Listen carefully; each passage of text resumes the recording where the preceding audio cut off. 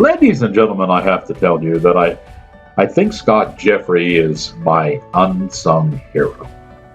Say, Professor, name's not ringing a bell. What do you mean? Well, let me tell you what I mean. Since 2019, Scott Jeffrey has been involved with 23 movies. That's an amazing number of movies in a relatively short time. They all kind of follow a template, and Jeffrey does anything from directing and producing to editing to, the CGI. He's really someone who wears an awful lot of hats here. None of these movies are particularly good, all right? And most feature really poorly matted creatures. His favorite are dinosaurs, okay? But for example, he did Mutation. Let me put it in perspective. Just last year alone, within the last year, I've done 3 of his reviews. Jurassic Island, Hatched, both of those were dinosaur movies. And Mutation. Mutation was the big rat, okay? It was a regular rat, and then it was exposed to radiation material and became a big rat. And most of these, the matting is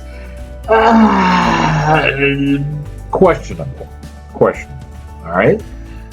That said, when you stop and think that this man has been involved in 23 movies in 3 years, I mean, it kind of reminds you of the old golden days of Hollywood when the studios would literally crank out a movie a week, okay, back in those days.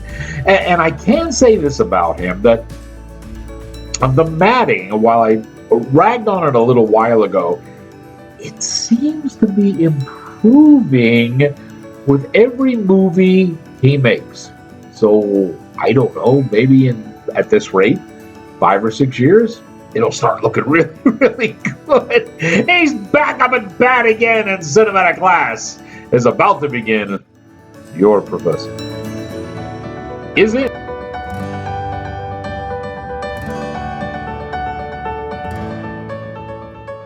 Greetings, salutations, another sundry affair.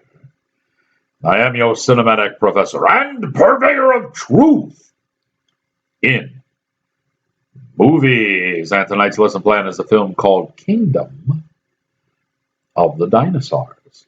That is why I have surrounded myself with this Jurassic jungle, if you will.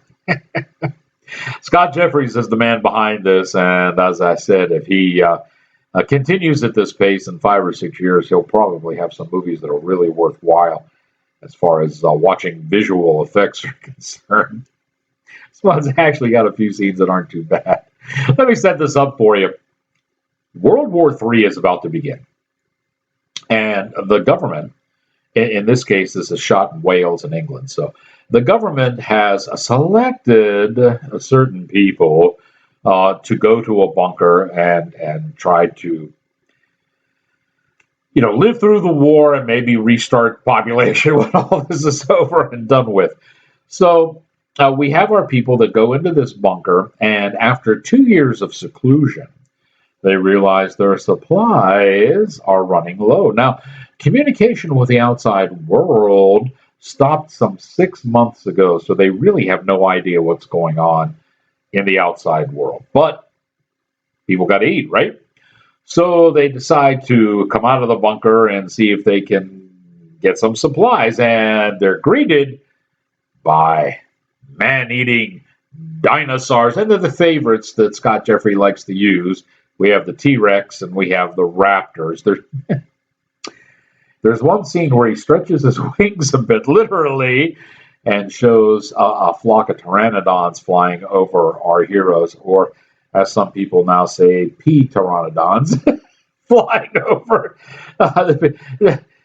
This is not one of the better mattings. You can actually see strings pulling. Okay, so let's leave that scene aside. It's over very quickly, so hopefully you won't notice that type of thing here. We have some actors in this. Mark Haldor is in this, along with Darcy Rose, Stephen Staley, and Chelsea Greenwood. And as I stated in the teaser, Scott not only is the director, the writer, and the producer, he's the editor as well. And his director of photography is Vince Knight. Those guys have worked before, so they kind of know what's going on here. Now, if we're talking about dinosaurs, what more can we do but peel back the veils of time? Back to the early Cretaceous period. Check in with the nation's first and only prehistoric film critic, Rex Real. Some old friends, reptiles and raptors. Some effects good, some not so good. And then robbed from Jurassic Park. Good for some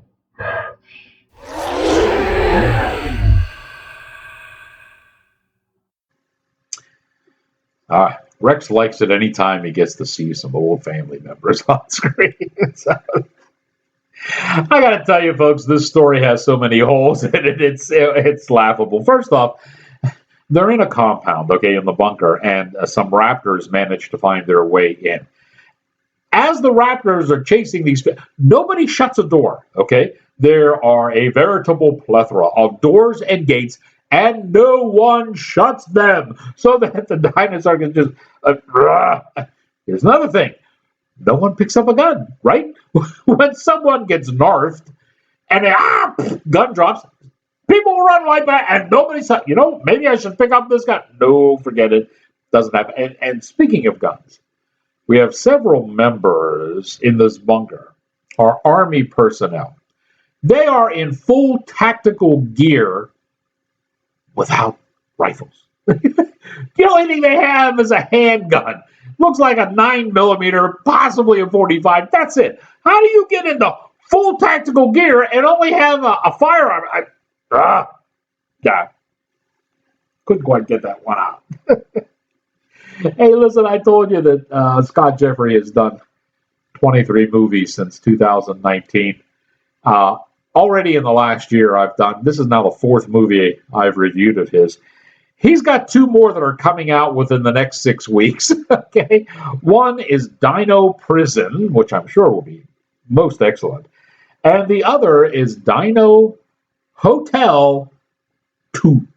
Okay. There was a Dinosaur Hotel 1. Somehow that one got under my radar. Never did get to do a review on that one. So I'm going to make sure I pick up on Dinosaur Hotel 2. They're all coming out, like I said, within the next 6 to 8 weeks or so. So he just keeps cranking these bad boys out. There's a point where you just got to sit back and say, kudos, my man. You're in there plugging away. Just keep punching, Apollo. And he is definitely punching away. All right. So let me remind you of a few things going on here. If you've watched any of Scott Jeffrey's movies in the past, this one's going to fit right in with the rest of them. And if you enjoyed those, you'll probably enjoy this one too. And watch what I say. Some of his CG effects are getting a little bit better as there's actually times when these things look like raptors. So it's not too. He's got to get that mouth thing right. He does this thing with the mouth getting too wide. He'll work on it, I'm sure. It'll all come out in the wash. You can soon be part of the Outtakes with a Rex Real podcast.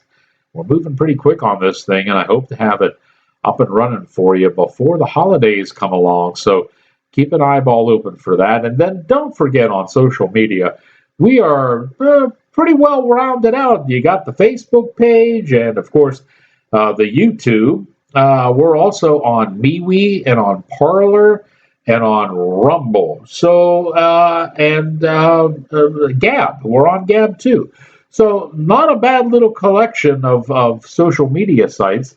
And you can find us on any of those if you're, belong to them. Just look up Outtakes with Rex Real and we'll be popping up there for you. And you'll be able to follow things along. And once the podcast starts up, by all means, I'll throw announcements up on on all of those. There's your lesson plan for today. Another Scott Jeffrey gem.